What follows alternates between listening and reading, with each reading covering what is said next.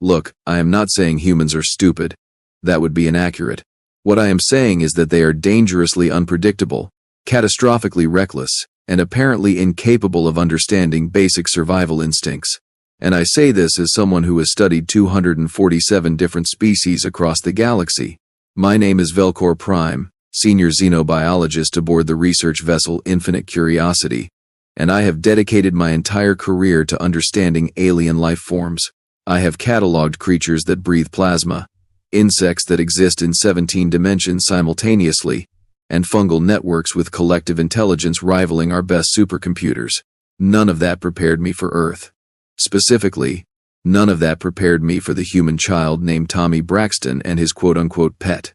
It started 3 cycles ago when the Galactic Council approved our expedition to study Earth's biodiversity. Earth had just been inducted into the galactic community, and while everyone was busy analyzing their technology and politics, I wanted to understand their ecosystem.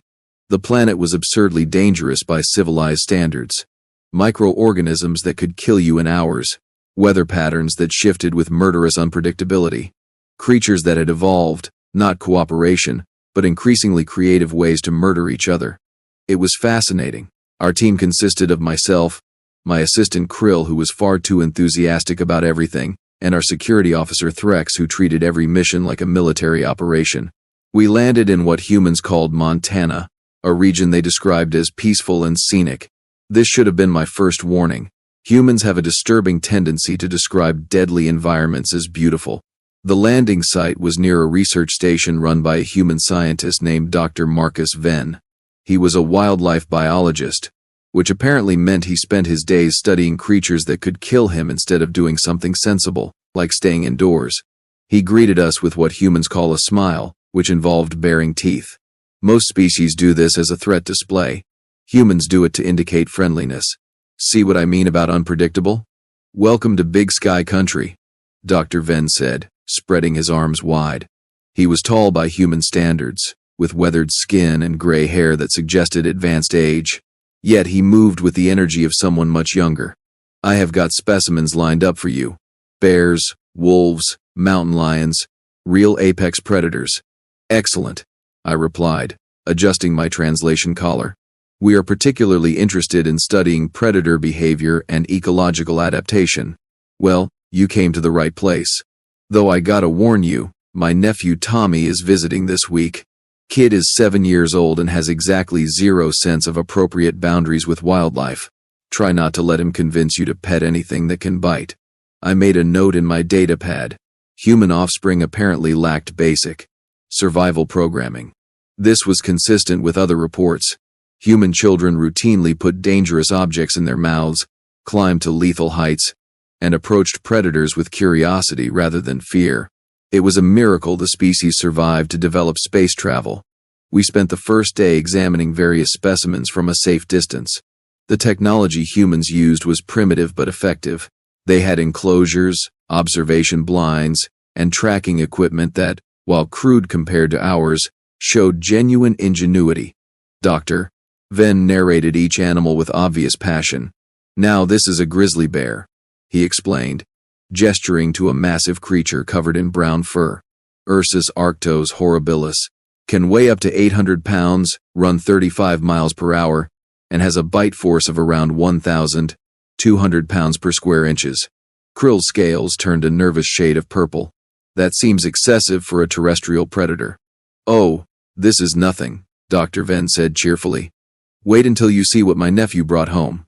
That evening, we met Tommy Braxton. He was small, even by human child standards, with brown hair that stuck up in several directions and a gap in his front teeth. He wore what humans called a t-shirt with a cartoon character I did not recognize and carried a backpack covered in dirt stains. He looked at us with the kind of fearless curiosity that probably got early humans eaten on a regular basis. Cool. You are aliens, he announced.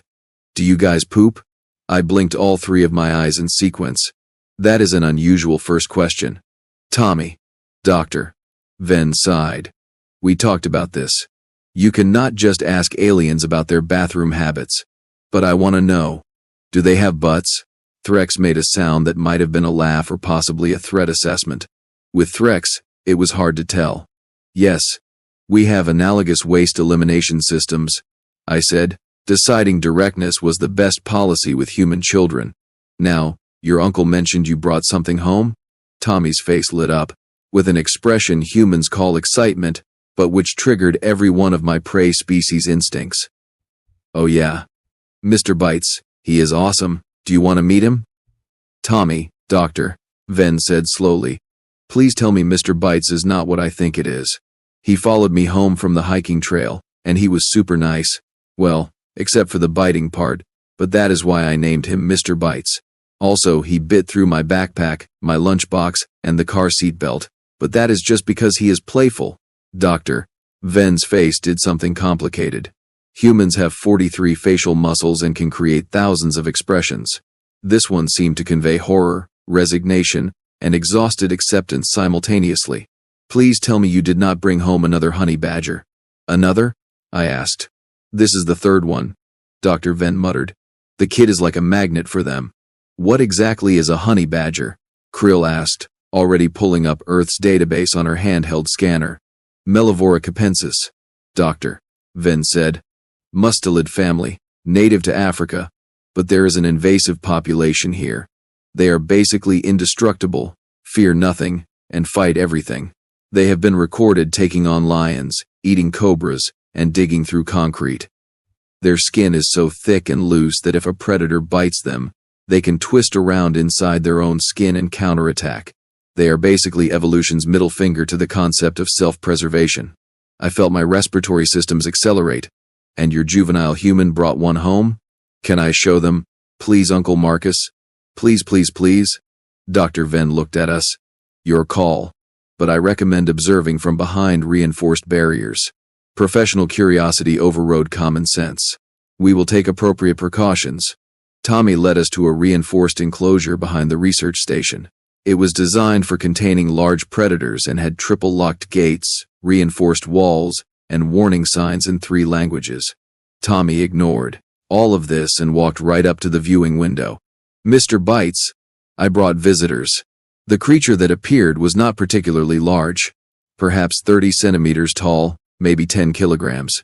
It had black fur with white stripes, small eyes, and an expression that somehow conveyed absolute contempt for the universe and everything in it.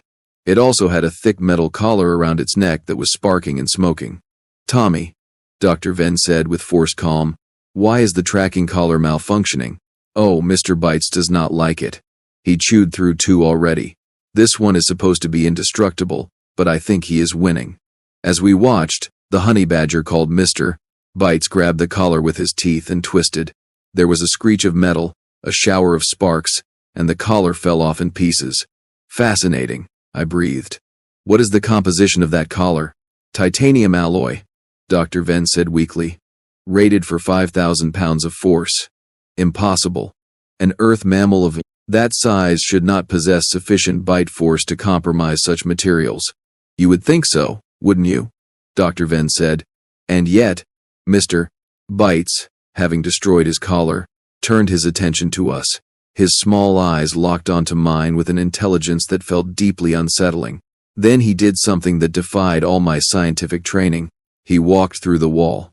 Not around it, not under it, through it.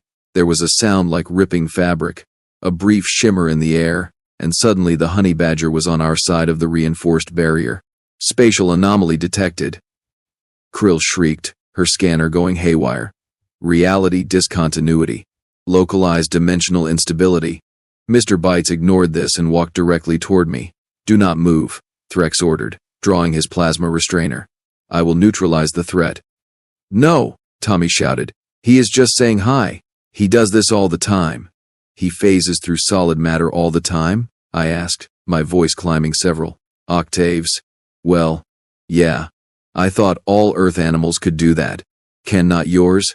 Absolutely not. That violates several fundamental laws of physics. Mr. Bites reached my feet and sniffed my lower appendages. Then, apparently finding me acceptable, he made a sound somewhere between a grunt and a chirp and rubbed his head against my leg. He likes you, Tommy said happily. That is good. Last week he met the mailman and bit his truck until it stopped moving. Uncle Marcus says we cannot order packages anymore. I stood frozen while the reality-defying mammal investigated me. His fur was coarse, his body surprisingly warm. Up close, I could see old scars crisscrossing his hide, evidence of a life filled with combat. He looked up at me with those small, dark eyes, and I swear I saw sardonic amusement. "Dr. Vven," I said carefully, "I need to study this creature. This is not normal Earth biology.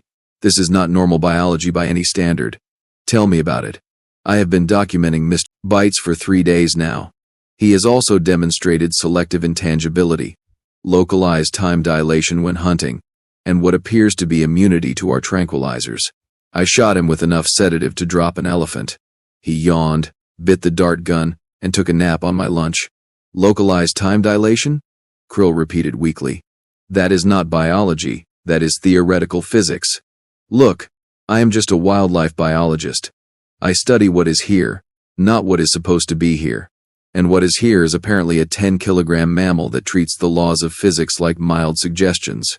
Mr. Bites, having completed his inspection, walked over to a nearby rock and began digging. Within seconds he had excavated a hole 3 times his body depth. The displaced soil seemed to vanish into a small void that closed as quickly as it opened. "Where is the dirt going?" Threx demanded. "Your guess is as good as mine," Dr. Vven said. "Last time he dug, I tried to measure the displaced volume. The math did not work. There was less dirt coming out than going in. Conservation of mass apparently does not apply to honey badgers." "This is impossible," I muttered, recording everything with my multi-spectrum scanner. "Life forms do not evolve to manipulate space-time. They do not develop extra-dimensional storage capabilities. They do not just ignore fundamental constants." "Well, nobody told Mr. Bites that," Tommy said, reaching down to pet the creature. Mr. Bites allowed this, making a sound like a small motor. "He is a good boy, aren't you, Mr. Bites?" "Yes, you are. Yes, you are." The honey badger responded by rolling over, exposing his belly. This was apparently an invitation for more attention. Tommy obliged, scratching the creature's stomach. Mr. Bites' back leg twitched in apparent pleasure. "That skin looseness, Doctor Vven mentioned?" Krill said, zooming in with her scanner. "I am detecting what appears to be non-Euclidean geometry beneath the surface. His musculature does not occupy consistent 3-dimensional space." "Stop it," I said. "Stop saying things like that. That is not how bodies work. I am just reporting what the scanner shows." "Then your scanner is malfunctioning. All 3 of my backup scanners show the same readings." Dr. Vven cleared his throat. "If it helps, I have run every test I can think of. Blood work shows normal mammalian biochemistry. DNA is consistent with other mustelids. But every time I try to do any kind of spatial analysis, the equipment gives me results that would make a physicist cry. My working theory is that honey badgers are somehow naturally entangled with some kind of extra-dimensional substrate." "Your working theory is insane," I said. "You got a better one?" I did not. I watched Tommy continue to play with Mr. Bites, the child completely unbothered by the walking violation of universal constants. The honey badger grabbed a stick and began chewing it. The stick disintegrated into what looked like quantum foam before, vanishing entirely. "Tommy," I said slowly, "has Mr. Bites always been able to do these things?" "I dunno. I just met him 3 days ago. But he is really good at finding food. Yesterday he stuck his paw into thin air and pulled out a rabbit. Uncle Marcus says that is not normal." "It absolutely is not," Dr. Vven confirmed. "I watched it happen. The rabbit was not there. Then Mr. Bites reached into literally nothing, and suddenly there was a rabbit. I checked. That specific rabbit was reported as being 10 kilometers away 15 minutes earlier." "Teleportation," Threx said flatly. "The creature can teleport. Or access some kind of spatial network," Krill suggested. "Maybe all honey badgers are connected through higher dimensional space." "You are saying there is a transdimensional honey badger network?" I asked incredulously. "I am saying I do not know, and neither does anyone else, because this makes no sense." Mr. Bites, apparently bored with the stick, walked over to the research station wall and began scratching at it. His claws left deep gouges in the reinforced concrete like it was soft clay. Then he stopped, tilted his head, and bit the wall. There was a flash of light, a sound like tearing paper, and a perfect circular hole appeared. leading directly into the station's secure specimen vault. Alarms immediately started blaring. "Containment breach in Vault 7, an automated voice announced. "Security protocols initiating." "He did that yesterday too," Tommy said conversationally. "Got into the freezer and ate all of Uncle Marcus's ice cream, especially the mint chocolate chip." Dr. Vven put his face in his hands. That was evidence from a genetic study. "Well, Mr. Bites thought it was delicious." The honey badger squeezed through the impossible hole and disappeared into the vault. We heard sounds of destruction, several smaller alarms, and what might have been satisfied grunting. "Should we stop him?" Threx asked. "How?" Dr. Vven replied. "He is already inside a secure vault. That is supposed to be the thing stopping him." 30 seconds later, Mr. Bites emerged carrying a sealed container of what my scanner identified as preserved biological samples. He dropped it at Tommy's feet, like a cat, bringing a present. "Good boy," Tommy praised, not opening the container because apparently even human children had some sense. "But you are not supposed to steal things." Mr. Bites made a sound that somehow conveyed complete indifference to human concepts of property rights. I recorded everything, my scientific mind racing. This creature should not exist, could not exist. And yet here it was, casually violating causality while accepting affection from a human child.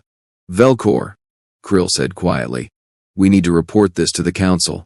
This is not just unusual biology. This is something else entirely." "I know," I replied. "But first, we need to understand it. Dr. Vven, we will need to set up extensive monitoring equipment. Multiple, redundant systems. Every scanner we have." "Already tried," he said. "Mr. Bites eats equipment.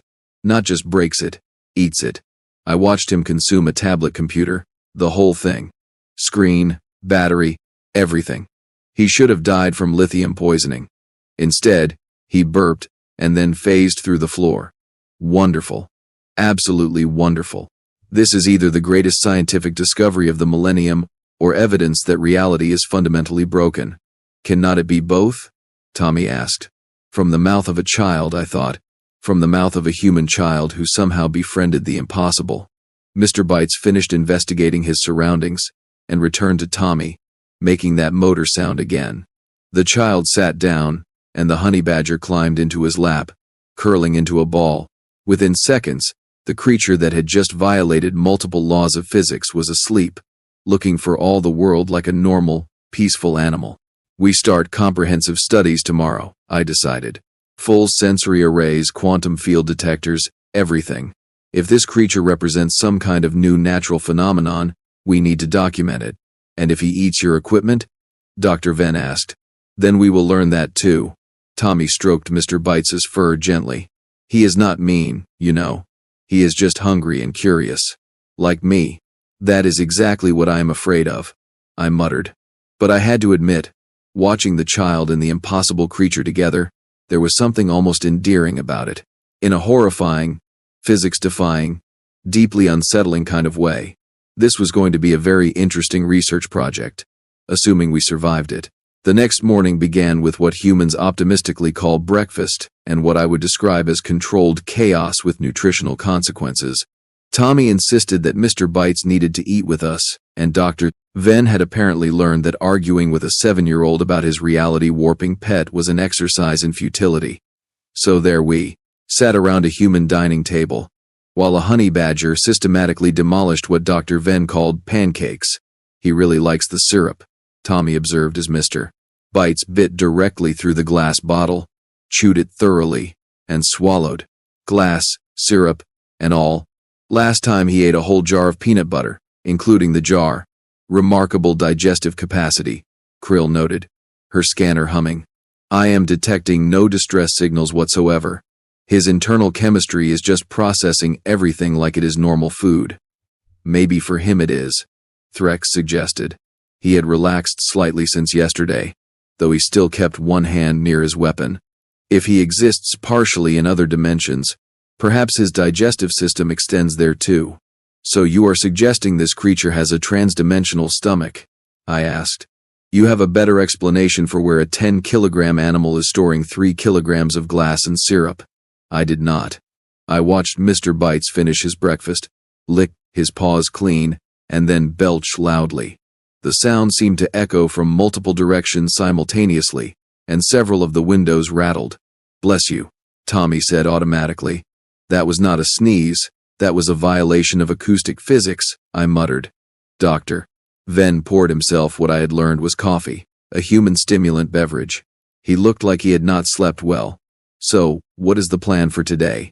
Besides watching Mr. Bites destroy more of my research equipment. I want to run controlled experiments," I said, pulling out my datapad. "Test his abilities systematically. If we can understand the mechanism behind his spatial manipulation, it could revolutionize our understanding of dimensional physics." "Good luck with that," Dr. Vven said. "Yesterday I tried to get him to walk through a wall on camera. He looked at me, yawned, and then dug a normal hole like a regular badger. I think he was messing with me." "Behavioral inconsistency could indicate intelligence," Krill suggested. "Perhaps he understands he is being observed and alters his behavior accordingly." "You think a honey badger is smart enough to troll scientists?" Threx asked. We all looked at Mr. Bites. He looked back at us with those small dark eyes. Then, very deliberately, he phased his head through the table, grabbed a piece of bacon from Threx's plate, and pulled back through. Threx stared at his now empty plate. "Point taken. Can we start with something simple?" I asked. "Basic physical measurements. Weight, dimensions, temperature." "Sure," Dr. Vven said without enthusiasm. "I have got scales in the lab. Fair warning though, last time I weighed him, he registered as both 10 kilograms and -3 kilograms simultaneously. My scale had an existential crisis and stopped working. We moved to the research lab, a well-equipped facility that smelled of disinfectant and desperation. Dr. Vven had clearly been working hard to understand Mr. Bites, based on the extensive notes, covering every available surface. Most of them ended with phrases like, "impossible," "check equipment," or "redefines reality." Tommy carried Mr. Bites like the creature was a beloved stuffed toy rather than a living physics problem. The honey badger seemed content with this arrangement, making small grunting sounds that might have been contentment. "Okay, Mr. Bites," I said, trying to sound confident. "We are just going to take some measurements. Nothing invasive, just basic data collection." Mr. Bites tilted his head and made a sound like a question. "He wants to know what is in it for him," Tommy translated. "You speak honey badger now?" Dr. Vven asked his nephew. "We understand each other," Tommy said simply, as if this explained everything. Which, knowing humans, it probably did. "Fine," I said, pulling out a container of what my research suggested honey badgers enjoyed. I brought treats, grubs, honey, and some kind of human food called jerky. Mr. Bites' ears perked up. He wiggled out of Tommy's arms and walked over to investigate. After sniffing each offering carefully, he ate all 3 containers, including the containers themselves. "Why does he keep eating the packaging?" Krill wondered aloud. "Maybe he likes the texture?" Tommy suggested. "I used to eat crayons. That explains so much about humans," Threx muttered. With Mr. Bites temporarily satisfied, I attempted the first measurement. I held up a standard laser measuring device, calibrated to Federation specifications. I pointed it at the honey badger and activated it. The device immediately began displaying numbers that scrolled too fast to read. Then it showed his length as both 73 centimeters and infinity. Then it displayed an error message in a language I did not recognize. Then it started playing what sounded like music. "Is your scanner singing?" Dr. Vven asked. "Apparently," I said weakly. The device was now humming a melody while displaying what looked like mathematical poetry. "This is a precision, an instrument worth more than this entire facility. It should not be capable of singing." Mr. Bites walked over and sniffed the device. It immediately stopped making noise and displayed a simple message. "Please stop." "Did your scanner just develop sentience and beg for mercy?" Threx asked. "I am choosing not to answer that question," I replied, shutting off the device before it could further question its existence. "Try the weight scale," Krill suggested. "Solid-state technology, no complex programming to confuse." Dr. Vven brought over a heavy-duty scale designed for weighing large animals. "This thing can handle up to 500 kilograms with 0.1 kilogram precision. It is completely mechanical, No electronics to glitch out. Tommy coaxed Mr. Bites onto the scale using a piece of jerky that had somehow survived the earlier feeding frenzy. The honey badger sat patiently while we checked the readout. The scale read 9.7 kilograms, then 11.2 kilograms, then negative 400 kilograms. Then it displayed a symbol I recognized as the mathematical representation of undefined. Nope, Dr. Vven said, backing away from the scale. Not again. I just bought that one. The scale began to vibrate. Small cracks appeared in the display. Mr. Bites looked down at it, tilted his head, and gently tapped it with one paw. The scale exploded into dust. He just disintegrated a 50-kilogram scale, I said numbly. How? Why? Maybe he did not like what it said about his weight, Tommy suggested. My mom says you should never comment on a lady's weight. Maybe badgers are the same? Your human folk wisdom is not helping, I told him. But I made a note anyway. Hypothesis. Subject becomes hostile to measurement devices when measurements are unflattering. This was ridiculous. But at this point, ridiculous was just Tuesday. Let's try something non-invasive, Krill said. Visual observation. We just watch him and record what we see, no devices touching him. This seemed reasonable. We set up cameras, took positions at a safe distance, and observed. For exactly 7 minutes, Mr. Bites behaved like a completely normal honey badger. He sniffed around the room, scratched at the floor, and investigated various corners. It was almost disappointing in its normalcy. Then he found the wall safe. Dr. Vven kept sensitive materials in a reinforced safe embedded in the concrete wall. It had a biometric lock, was rated for extreme security, and was supposedly impossible to breach without proper authorization. Mr. Bites walked up to it, sniffed the door, and then did something extraordinary even by his standards. He did not phase through it or bite it or dig around it. He knocked. 3 precise taps with one paw, perfectly spaced. The safe clicked and swung open. Did he just crack the security code by knocking? Threx demanded. That is not how biometric locks work, Dr. Vven shouted. That is not how any of this works.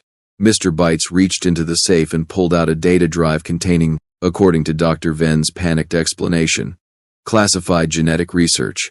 He looked at it, looked at us, and then ate it. No, no, no, no! Dr. Vven rushed forward. That was 5 years of research. Mr. Bites burped again, and this time small holographic projections appeared in the air around him. They showed gene sequences, protein structures, and complex mathematical formulas. Then they faded. Did he just display the data he ate? Krill asked, recording frantically. Did he scan and project the information? I think he is mocking us, Threx said. This creature is actively mocking us. Mr. Bites walked back to Tommy, looking pleased with himself. The child picked him up and booped his nose. You are such a troublemaker, Tommy said affectionately. I sat down heavily on a lab stool, my legs suddenly unreliable. Krill. Analysis. What are we dealing with here? She consulted her multiple scanners, all of which were displaying contradictory information.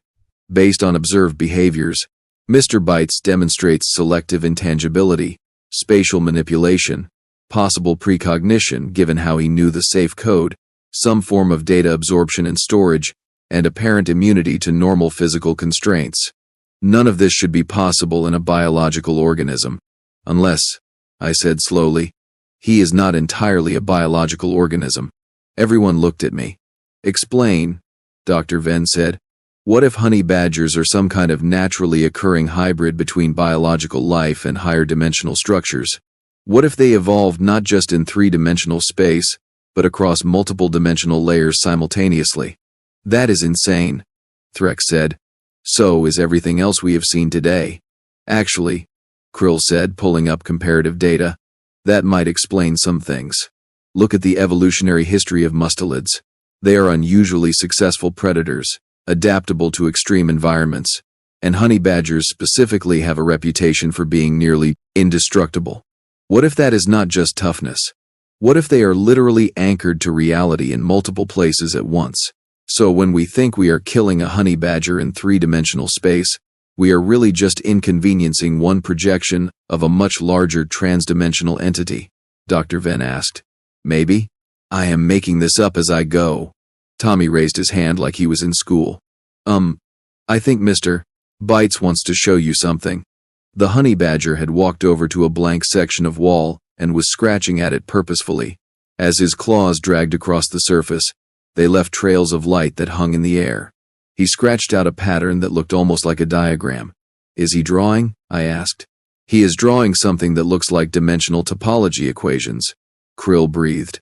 Those symbols. They matched theoretical models for folded space structures. Mr. Bites finished his drawing and sat back, looking at us expectantly. You are trying to teach us, I said, in wonder. You are showing us how you do what you do. The honey badger made a sound that might have been confirmation. Then he walked directly into his own drawing and vanished. For 5 seconds, we stood in shocked silence. Then, Mr. Bites emerged from Tommy's backpack, which was across the room. He was carrying a sandwich that definitely had not been in there before. He used his own diagram as a portal, Krill said faintly. He drew a map of higher dimensional space and then traveled through it. Where did that sandwich come from? Threx asked, focusing on the practical concern. From yesterday, Tommy said. I lost it on the hiking trail. Mr. Bites said he would find it for me. The honey badger talked to you? Dr. Vven asked his nephew. Not with words. We just understand each other. Like I said before. I looked at Tommy, really looked at him. A 7-year-old human child who somehow communicated with a transdimensional creature. Tommy, how long have you been able to understand animals? Always, I guess. Everybody can, right? No, I said gently. No, they cannot. Most humans cannot. Most species cannot. Oh, Tommy considered this. Is that why the dog at school only listens to me? Dr. Vven pinched the bridge of his nose. We are going to have a very long talk later about why you did not mention you could talk to animals. You never asked. While they discussed this revelation, I turned to Krill. We need to revise our understanding of this situation. We have a creature that exists partially outside normal space, and a human child who can communicate with it. This is not just a biological curiosity. This is a potential paradigm shift in how we understand consciousness and reality itself. Agreed. But how do we study it without, exploding more equipment? We asked nicely. I suggested weakly. Mr. Bites, having finished his time-displaced sandwich, walked over to me and sat down at my feet. He looked up at me with those dark eyes, and for just a moment, I felt like I was staring into something vast and ancient, and deeply amused by our confusion. Then he rolled over for belly rubs like a common pet. I think he is telling us something, Tommy said, coming over to scratch Mr. Bites' stomach. He is saying that just because something is weird does not mean it is not real, and just because you do not understand it does not mean it is scary. Right, Mr. Bites? The honey badger made a contented sound. Out of the mouths of babes, Dr. Vven muttered. I knelt down and, very carefully, reached out to touch Mr. Bites' fur. It was warm and solid and real. For all his impossible abilities, he was still a living creature who enjoyed affection and companionship. Velcor, Krill said quietly. What do we tell the council? The truth, I replied.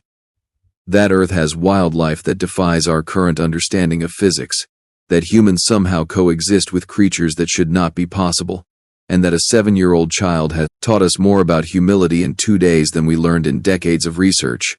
They will want to study him, take him back to a proper facility. Absolutely not, I said firmly. Mr. Bites stays with Tommy. Some things are more important than research, like not traumatizing a child by taking away his friend, even if that friend violates causality on a regular basis. The council will not like that. Then the council can come here and explain to a human child why they want to take his pet. I will sell tickets to that conversation. Threx actually laughed at that. I would pay to see it. Mr. Bites suddenly stood up, his ears perked. He made a series of sounds, and Tommy's face lit up. He says thank you for understanding, Tommy translated. And he says if you want to learn about his abilities, he will try to show you. But you have to promise not to poke him with needles or put him in cages.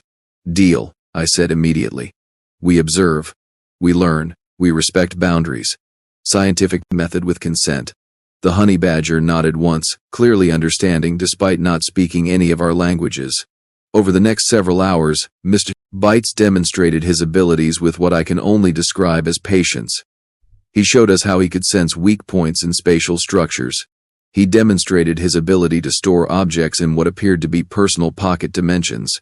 He even, with Tommy's encouragement, showed us how he perceived the world, by touching our heads and sharing something that felt like a waking dream. When Mr. Bites touched my head, I experienced reality from his perspective.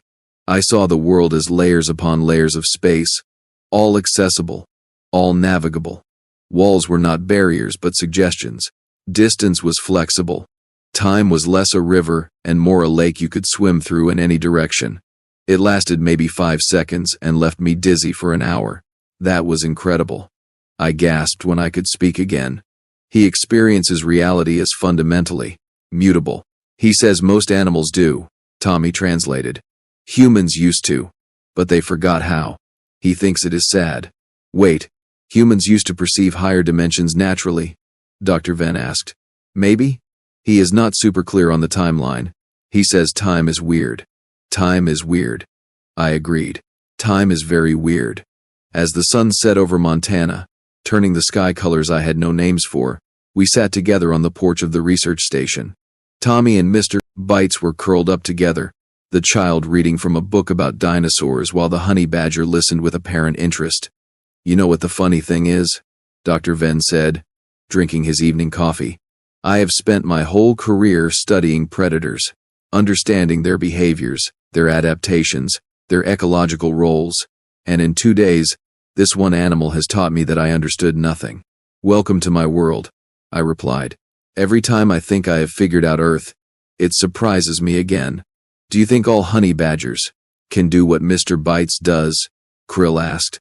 Probably, Dr. Vven said. We just never noticed because we were not looking for it.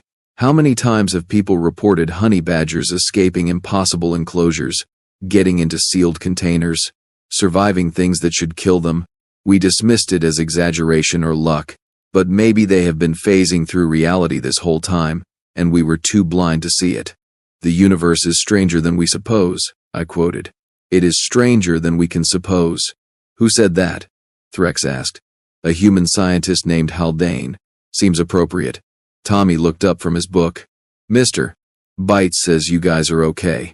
He says most scientists are boring, but you tried to understand instead of just measuring. He appreciates that. Tell him the appreciation is mutual, I said. He knows. He can read your mind a little bit. Not words, but feelings.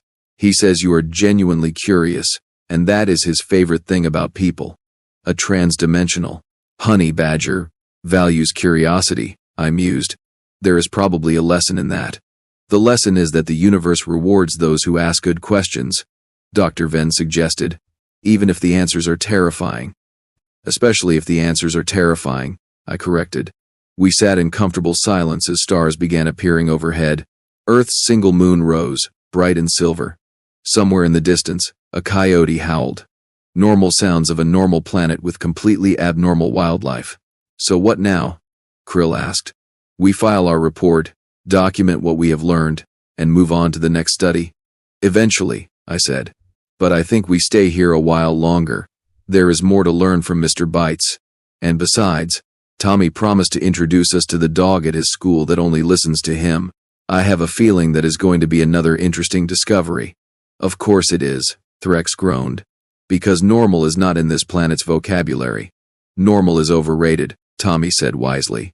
Normal is boring. Weird is way more fun. Mr. Bites made a sound that definitely conveyed agreement. And you know what? Looking at that impossible creature cuddled with a human child under alien stars, I had to agree. Normal was overrated. Give me weird. Give me impossible. Give me a universe that still had mysteries to solve. Give me a honey badger that broke physics, and the 7-year-old who called him Mr. Bites. The galaxy was strange, humans were stranger, and Earth's wildlife was strangest of all, and I would not have it any other way.